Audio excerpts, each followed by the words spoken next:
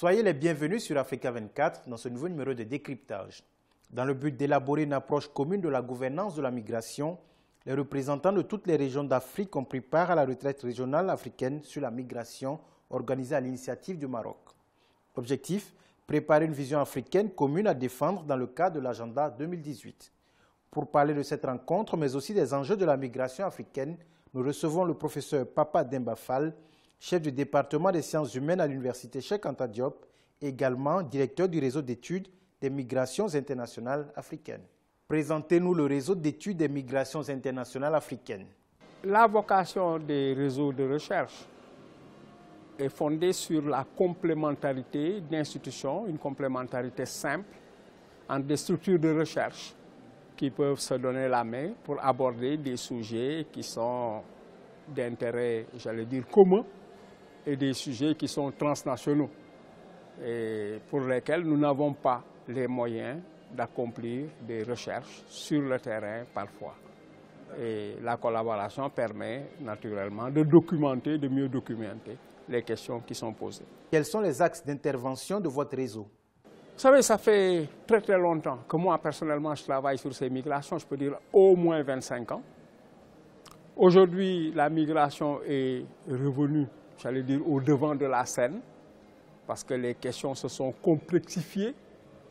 On ne parle plus de migration en ne pensant qu'aux travailleurs migrants. On pense à la femme, on pense aux retraités, on pense aux enfants, etc.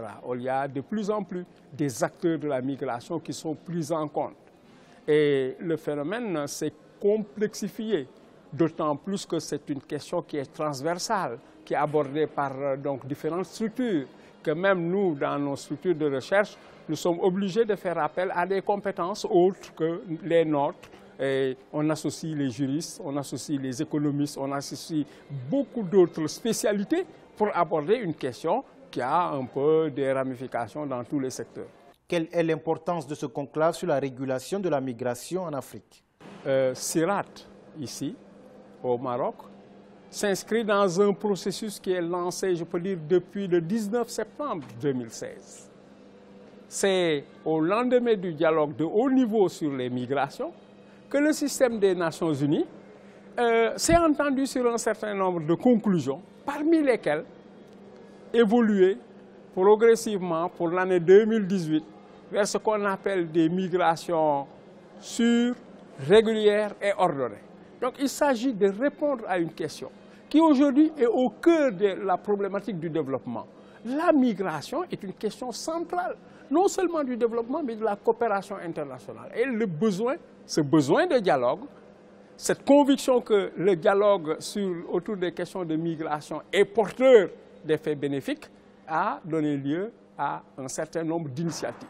La migration est parfois perçue comme source d'insécurité. Comment réguler ce phénomène afin qu'elle soit source de développement? Moi, je voudrais d'abord insister sur un fait.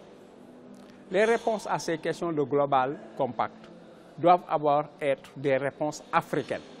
Il faut aborder cette question dans une perspective africaine et s'éloigner un peu de ce qu'on appelle le diktat du Nord, qui voit négativement la migration qui vient du Sud. Mais il y a des migrations tellement positives quand elles partent du Sud. Ils s'en rendent compte quand on parle des compétences et autres. Ça intéresse le truc. Mais ici, il s'agit de parler de toutes les migrations, de toutes les formes possibles de migration. Ça veut dire qu'il s'agit aujourd'hui de conforter l'idée que la migration doit être choisie. La migration ne peut pas être une contrainte. Les gens doivent partir parce qu'ils ont envie de partir, parce qu'on estime que, en tout cas, c'est la philosophie au Sénégal, que c'est un espace du donner et du recevoir.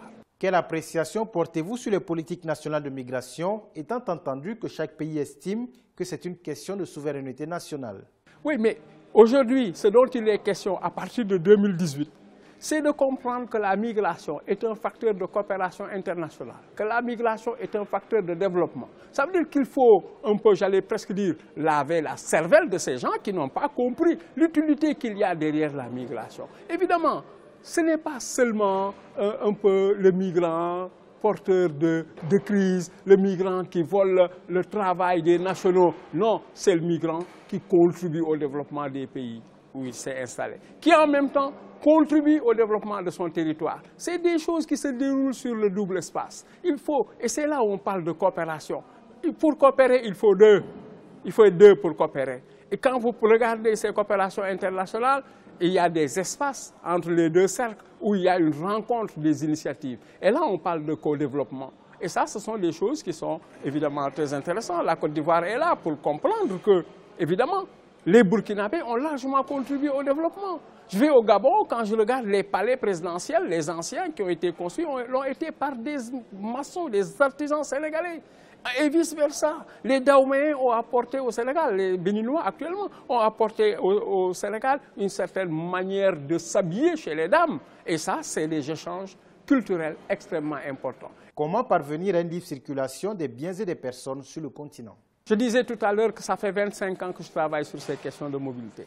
Je suis un fervent partisan de la libre circulation des individus et de ce que j'appelais la fin des frontières. Mes travaux parlent de manière péremptoire, j'allais dire, de cette fin des frontières, qui est mon vœu et mon rêve le plus achevé. Donc pour moi, ce Global Compact dont on parle s'inscrit dans la logique de ce que j'ai toujours produit, de tout ce que j'ai toujours écrit. Et je rêve du jour où, évidemment, mes enfants pourront aller étudier à Makerere, où ils pourront aussi bien aller étudier en Chine, parler des langues, etc., peut-être épouser d'autres nationalités, des personnes qui viendraient du Swaziland ou autre. C'est l'Afrique de demain.